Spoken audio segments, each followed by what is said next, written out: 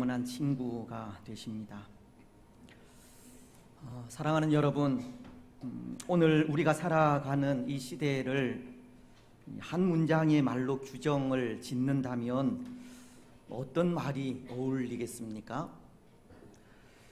사실 오늘 우리가 살아가는 이 시대는 여기저기에서 이 본물 터지듯이 터지는 이 많은 사건들과 문제들이 발생하는 그런 시대이지 않습니까? 때로 세상 속에서 거룩한 삶을 통해 이 영광스러운 하나님의 나라를 세워가야 하는 교회의 세속화와 타락이라든지 순결해야 하고 정결해야 하는 성도의 부패와 이 경건하지 못한 모습, 또 반듯한 나라를 세워가야 하는 정치인들의 이 부도덕한 모습과 비리, 그리고 잘못된 일인 줄 알지만 그 잘못된 것을 지지하고 동참하는 이 땅의 많은 백성들의 모습을 바라보면서 이런 시대를 한마디로 정의하자면 아마도 이 도덕적 이 불감증의 시대라는 말로 정의할 수 있지 않을까 생각합니다. 부도덕한 문제와 비리를 아무렇지도 않게 생각하는 시대, 잘못을 저질러 놓고도 반성할 줄 모르는 시대, 옳고 그름의 문제를 떠나 맹목적으로 따르는 시대, 하나님의 목전에서 악을 행해도 부끄러움이 없는 시대, 이 죄에 대한 감각이 사라져 죄가 죄인 줄 모르는 시대, 오늘날은 바로 이러한 시대이고, 그래서 오늘날을 이 도덕적 불감증의 시대라고 한다는 것입니다. 그런데 데살로니가 전서는 5장 22절을 통해 이 악은 어떤 모양이라도 버리라고 하십니다.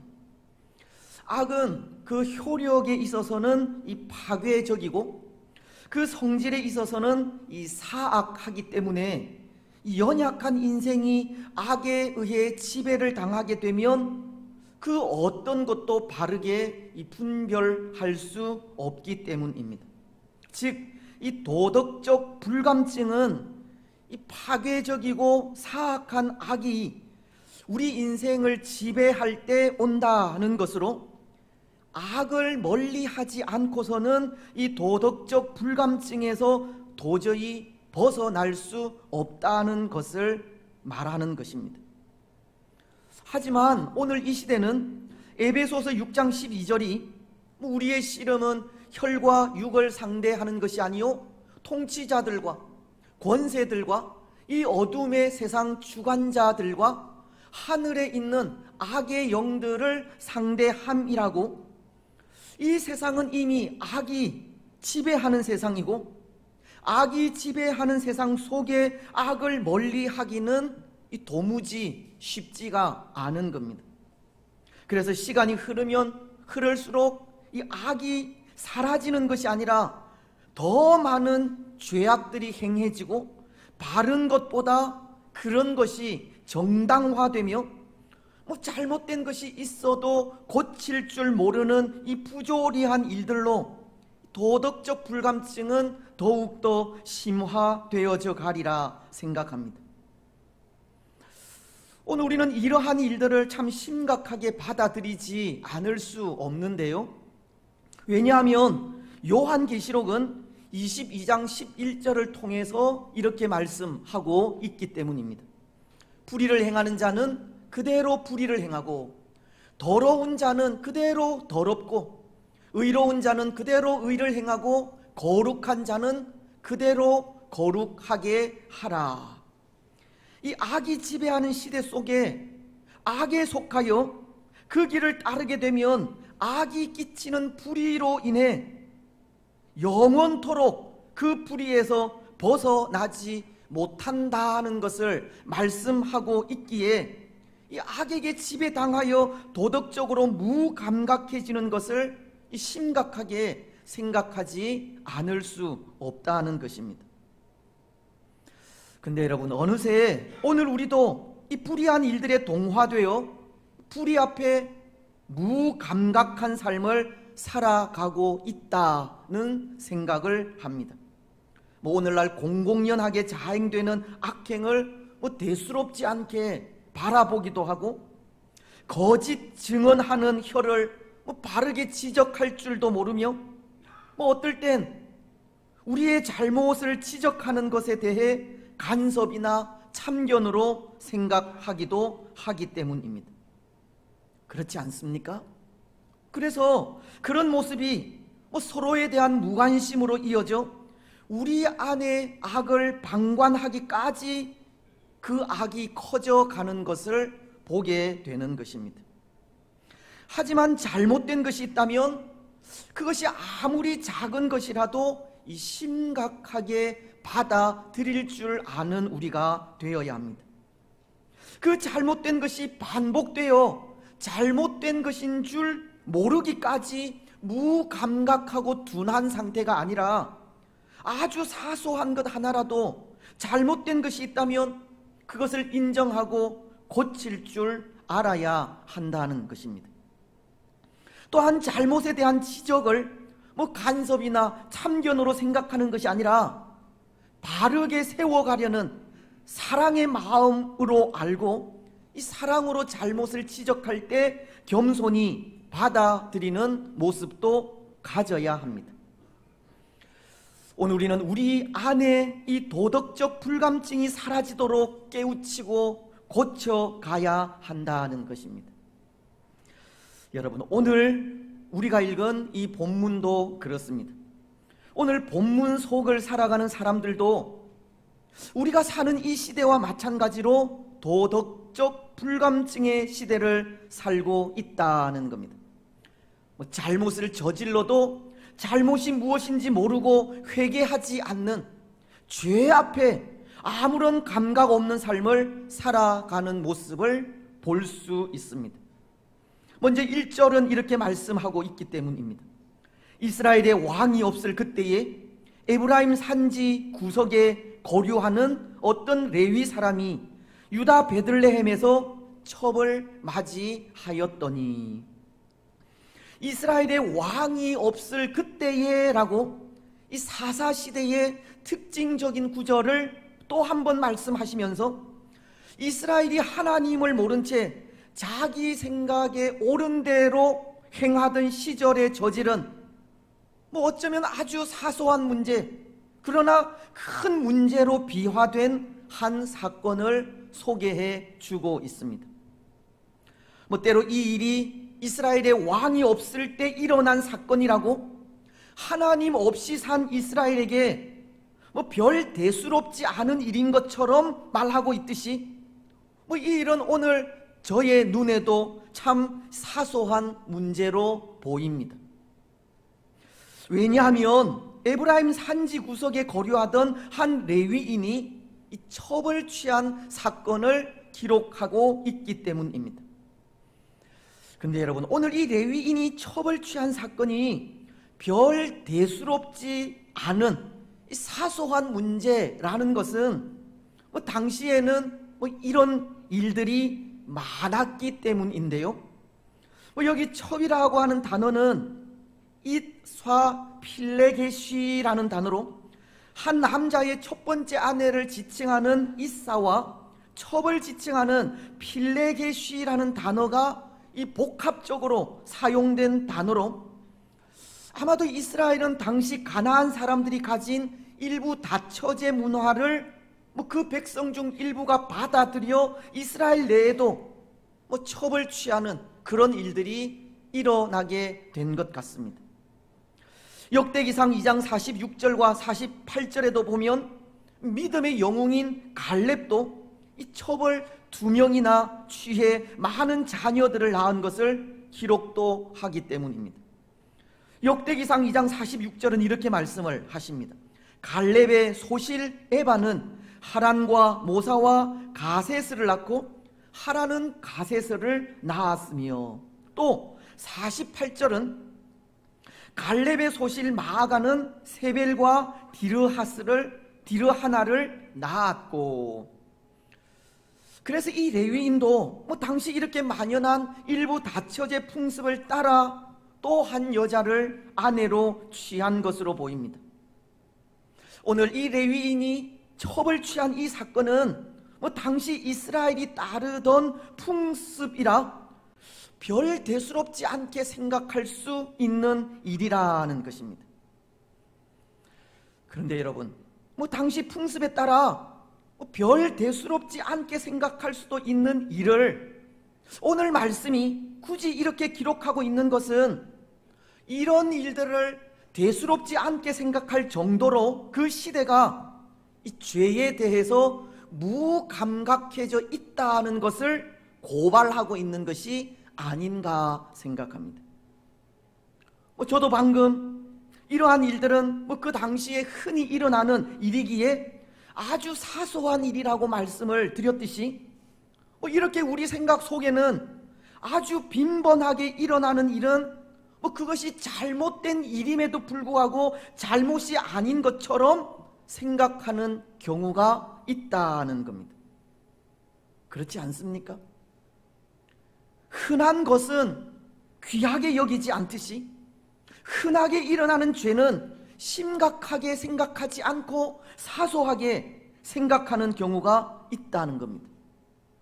하지만 오늘 말씀은 그것을 가르치고 있는 것인데요, 흔하게 일어나는 일이기에 죄가 아닌 것처럼 생각하는 것은 그만큼 영적으로 무감각해진 상태라는 것을 가르치고 있는 겁니다.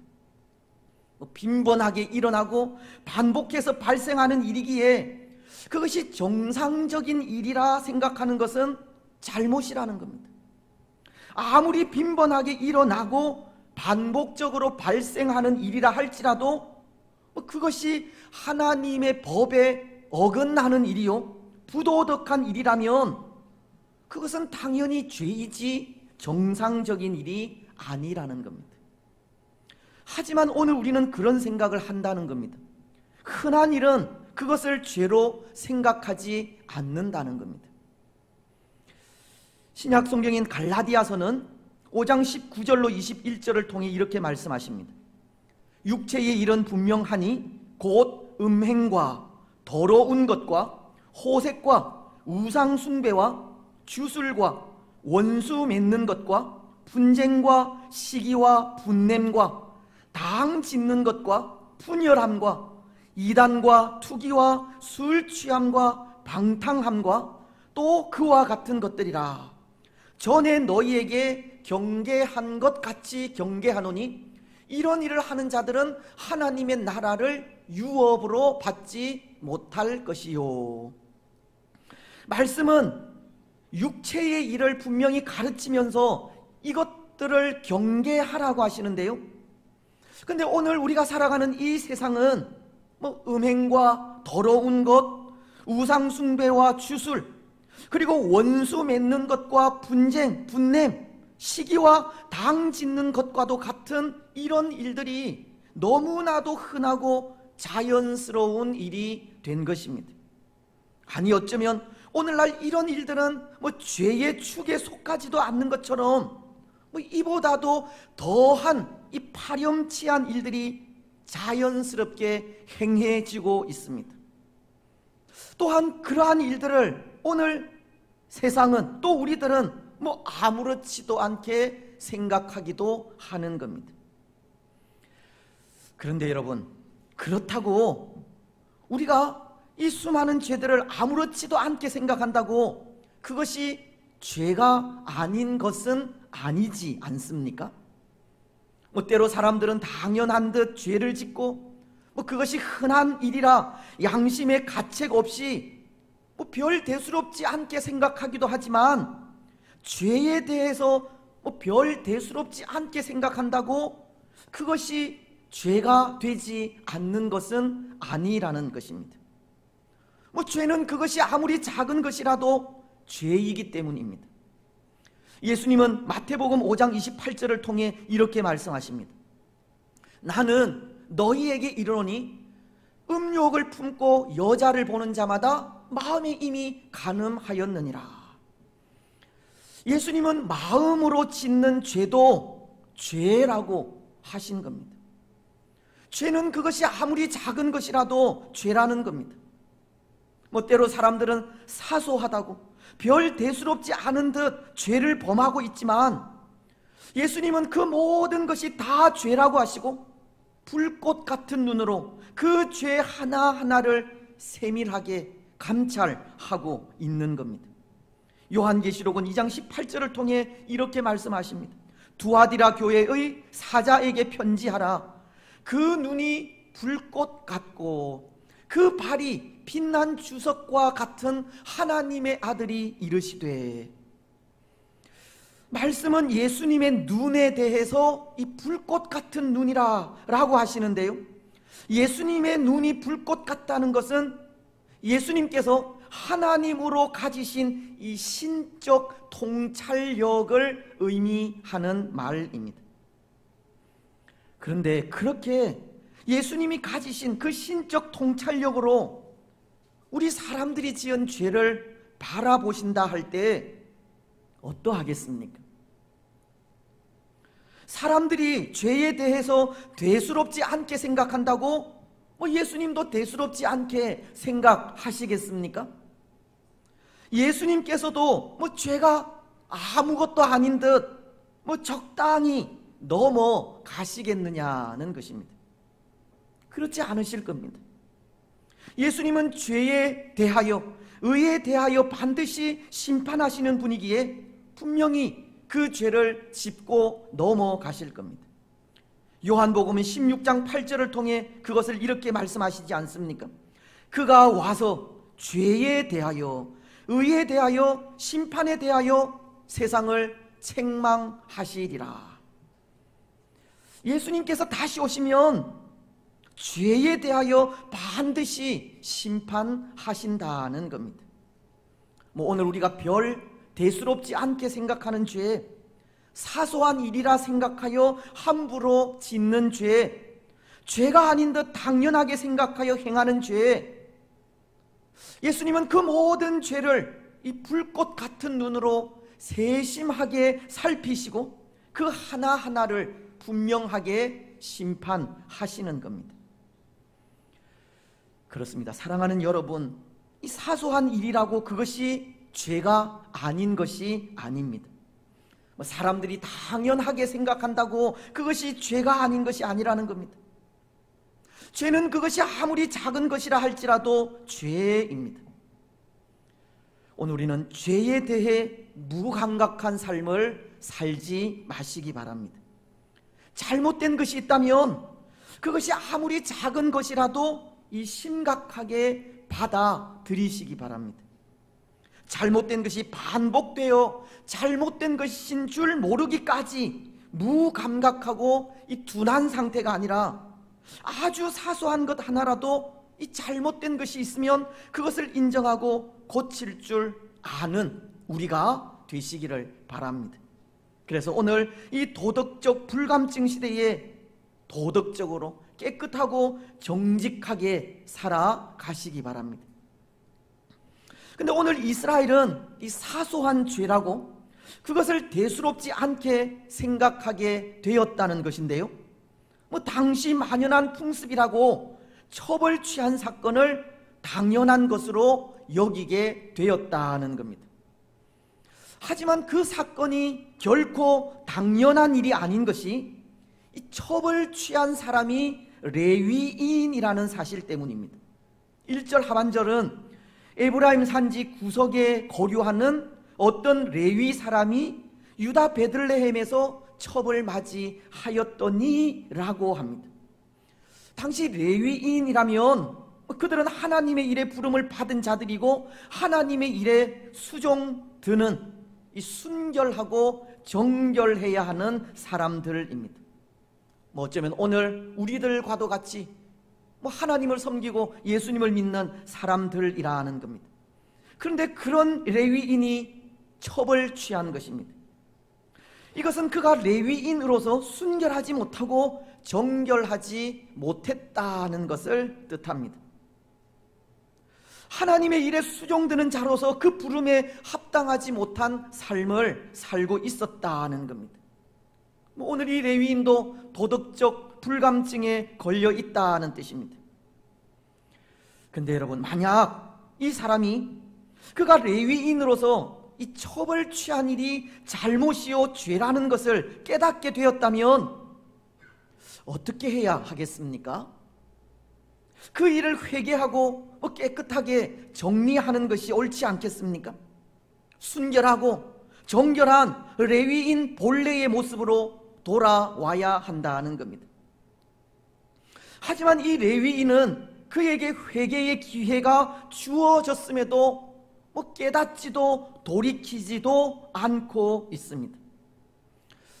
이것은 그만큼 그가 죄에 대해 무감각해져 있다는 것을 가르치는 것인데요, 그는 하나님께서 주신 회개의 기회에도 일편단심 그 여인을 떠나지 못하고 매달리는 모습을 보이고 있기 때문입니다. 2절은 이렇게 말씀하십니다. 그 첩이 행음하고 남편을 떠나 유다 베들레헴 그의 아버지 집에 돌아가서 거기서 넉 달 동안을 지내매. 하나님은 레위인의 그 잘못된 행동을 돌이킬 수 있는 기회를 주시기를 그 첩이 행음하고 남편을 떠나게 하셨기 때문입니다. 당시에 이런 일은 당연히 이혼입니다. 신명기서 24장은 1절을 통해 이렇게 말씀하기 때문입니다. 사람이 아내를 맞이하여 데려온 후에 그에게 수치되는 일이 있음을 발견하고 그를 기뻐하지 아니하면 이혼 증서를 써서 그의 손에 주고 그를 자기 집으로 내보낼 것이요.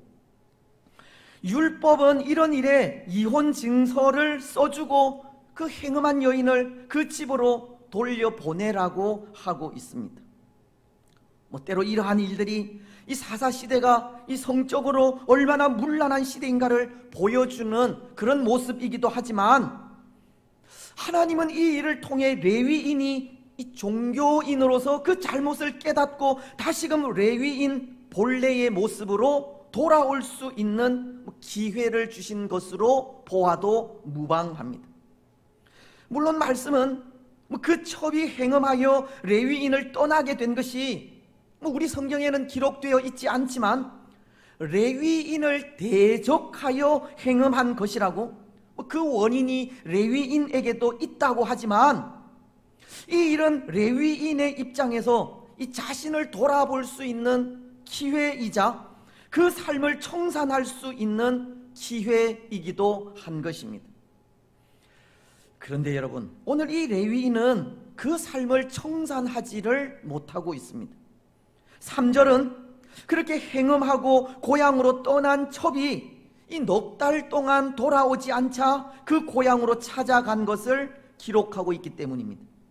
그의 남편이 그 여자에게 다정하게 말하고 그를 데려오고자 하여 하인 한 사람과 나귀 2마리를 데리고 그에게로 가매, 여자가 그를 인도하여 아버지의 집에 들어가니 그 여자의 아버지가 그를 보고 기뻐하니라. 레위인은 그 여인을 잊지 못해 고향까지 찾아간 것입니다. 근데 이것은 그런 모습이라 생각됩니다. 죄와 더불어 먹고 마시는 모습이라는 겁니다. 무엇이 잘못된 일인지 깨닫고 있지 못하다는 것입니다. 그가 레위인으로서 돌이켜야 할 것이 무엇인지, 이 일을 계기로 이제 어떤 삶을 살아가야 할 것인지 모르고 있다는 겁니다. 물론 이렇게 파경을 맞기까지 레위인에게도 잘못이 있기에 어쩌면 화해를 위한 방문일 수도 있지만, 그것이 완전한 청산이 아님을 바라볼 때 아직도 그는 그 죄가 무엇인지, 그가 레위인으로서 어떤 삶을 살아야 하는지 깨닫고 있지 못하는 겁니다. 더군다나 오늘 4절은 보십시오. 이렇게 말씀하고 있는데요, 그의 장인 곧 여자의 아버지가 그를 머물게 하매 그가 3일 동안 그와 함께 머물며 먹고 마시며 거기서 유숙하다가, 그리고 5절로 6절 상반절은 이렇게 말씀하고 있습니다. 넷째 날 아침에 일찍이 일어나 떠나고자 하매 그 여자의 아버지가 그의 사위에게 이르되 떡을 조금 먹고 그대의 기력을 돋운 후에 그대의 길을 가라 하니라. 두 사람이 앉아서 함께 먹고 마시매. 또 7절도 이렇게 말씀을 하십니다. 그 사람이 일어나서 가고자 하되 그의 장인의 간청으로 거기서 다시 유숙하더니. 이후에 8절로 또 9절도 마찬가지입니다. 레위인은 그 장인의 유숙하기를 원하는 요청에 그 장인의 집을 떠나지 않고 그곳에 머물러 있는 겁니다. 지금 이 레위인은 그가 레위인으로서 단호하게 죄를 끊고 새로운 결단을 하고 나아가야 함에도 불구하고 아직도 그것을 깨닫고 있지 못하는 것뿐만 아니라 장인의 집에서 그가 끊어야 할 죄와 더불어 먹고 마시는 모습을 보여주고 있다는 겁니다. 때로 그 여인과의 관계 청산이 아니라 그 여인을 데리러 베들레헴으로 간 것이라면 하루라도 빨리 그를 데리고 에브라임 산지로 돌아가야 하지만 계속 머물기를 원하는 그 장인의 요구에 그것을 뿌리치지 못하고 유숙하면서 먹고 즐기는 일을 반복하고 있는 것이 죄와 더불어 먹고 마시는 삶이라는 것입니다. 이 레위인은 첩과의 관계 청산은 둘째치고라도 아직도 죄 가운데에서 헤어나오지 못하는 모습을 보여주고 있는 겁니다. 그 죄를 단호하게 끊지 못하는 그런 모습을 보여주고 있다는 것입니다. 근데 여러분, 사실 이 죄라고 하는 것은 그런 것입니다. 한번 우리 가운데 들어오면 쉽게 끊어내지 못하는 것이 죄입니다. 죄가 우리 가운데 들어오게 되고 그것을 단호하게 끊어버리지 못하면 우리 또한 이 레위인처럼 그 죄에 이리저리 끌려다니게 된다는 겁니다. 바울도 그런 고백을 하지 않습니까? 자주 언급을 드리지만 로마서 7장 21절로 24절은 이렇게 말씀하시기 때문입니다. 그러므로 내가 한 법을 깨달았노니 곧 선을 행하기 원하는 나에게 악이 함께 있는 것이로다. 내 속 사람으로는 하나님의 법을 즐거워하되 내 지체 속에서 한 다른 법이 내 마음의 법과 싸워 내 지체 속에 있는 죄의 법으로 나를 사로잡는 것을 보는도다. 오라, 나는 곤고한 사람이로다. 이 사망의 몸에서 누가 나를 건져내랴. 사도 바울도 그 마음속에 이 죄라는 것과 하나님의 법이 서로 싸워서 그를 곤고하게 한다고, 이 사망의 몸에서 누가 나를 건져내려고 탄식하고 있습니다. 오늘 우리 가운데 들어온 죄를 끊지 못하고 죄와 더불어 살아가게 되면 그 죄에 이리저리 끌려다니게 된다는 겁니다. 사랑하는 여러분, 혹 오늘 우리에게는 이런 모습이 없습니까? 우리 가운데 들어온 죄로 말미암아 그것을 청산하지 못하고 끌려다니며 하나님께서 원하시는 대로가 아니라 죄가 원하는 대로 살아가는 모습은 없습니까? 오늘 우리는 우리 속에 있는 죄와 단절하지 않으면 그것이 죄인 줄 알면서도 어쩔 수 없이 죄의 종살이를 하게 된다는 것을 기억하시기 바랍니다. 우리 가운데 있는 죄를 단호하게 끊어내지 않으면 죄와 더불어 살아가게 된다는 겁니다. 죄를 죄로 여기지 않게 되고 죄를 당연시 여기게 되며 죄를 대수롭지 않게 생각하게 되는 겁니다. 죄를 지어도 무감각해져 도덕적 불감증에서 헤어나올 수 없게 되는 것입니다. 여러분, 오늘 우리는 우리 속에 있는 죄, 잘못된 것 단호하게 뿌리치시기를 바랍니다. 죄에 끌려 이리저리 방황하지 마시고 죄와 더불어 먹고 마시며 즐기지 마시기 바랍니다. 무엇보다도 히브리서 9장 22절이 율법을 따라 거의 모든 물건이 피로서 정결하게 되나니 피 흘림이 없은즉 사함이 없느니라. 예수님께서 우리 인류의 죄를 위해 십자가 위에서 흘려주신 피로 우리의 모든 죄를 사해 주신 것을 믿고 죄 앞에 담대하게 살아가는 우리들이 되시기를 바랍니다. 그래서 다시는 죄에게 종노릇하지 않고 죄에서 떠나 성결한 삶, 정결한 삶을 살아가시기 바랍니다. 이제 말씀을 맺겠습니다. 사랑하는 여러분, 오늘 우리가 살아가는 이 시대는 도덕적으로, 영적으로 감각 없이 살아가는 시대입니다. 죄가 죄인 줄 모르고 살아가는 시대라는 겁니다. 사소한 죄라고 아무렇지도 않게 생각하는 시대이고, 많은 사람들이 행하고 있다고 죄를 당연시 하는 시대이며, 죄를 멀리하는 것이 아니라 죄와 더불어 먹고 마시며 즐기는 시대입니다. 그럼에도 마음에 아무런 죄책감을 느끼지 못하는 시대가 오늘 이 시대입니다. 하지만 오늘 우리는 작은 것 하나라도 잘못된 것이 있다면 마음 아파해야 하고 심각하게 생각해야 합니다. 죄를 죄로 인정할 줄 알아야 하고 그것을 고칠 줄 알아야 합니다. 무엇보다도 성도로서 죄와 더불어 먹고 마시며 즐기는 것이 아니라 단호하게 그 죄를 끊어내어야 합니다. 죄에 이끌려 이리저리 죄가 이끄는 대로 살아가는 것이 아니라 예수님께서 우리를 위하여 흘리신 보혈의 피를 의지하여 담대하게 죄를 물리쳐 이겨야 합니다. 여러분, 오늘 우리는 죄에 이끌려 죄가 죄인 줄 모르기까지 도덕적으로 무감각하게 살지 마십시오. 죄를 지었다면 아무리 작은 것이라고 또 회개하시고, 죄와 더불어 먹고 마시며 즐기는 것이 아니라 예수님의 보혈을 의지하여 단호하게 죄와 싸우시기 바랍니다.